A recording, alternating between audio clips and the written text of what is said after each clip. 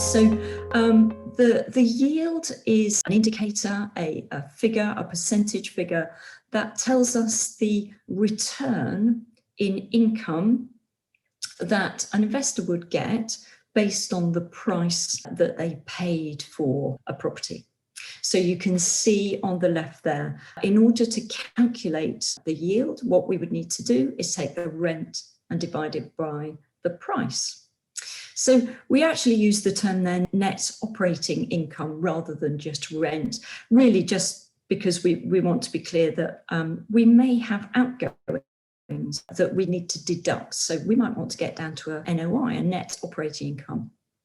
But basically rent divided by price, that then gives us this percentage figure, which shows us our return. The higher the number, the higher the risk. So if I think of a calculation that gives me a 5% yield, that would be deemed to be more secure and will give me a higher value than a yield of 6%. So the higher the yield, the higher the risk.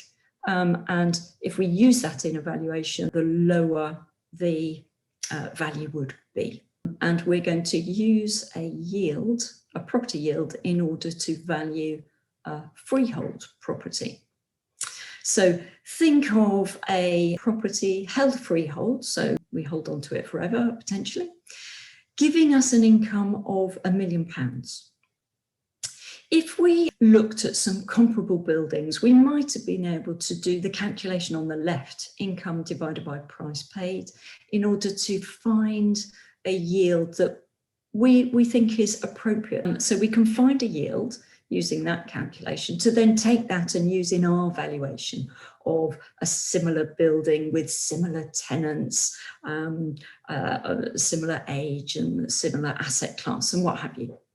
So in order to work out the value of this building giving us £1 million income, what we can do is a perpetuity approach. So in surveying speak, we would call this YP into perpetuity, years purchase into perpetuity.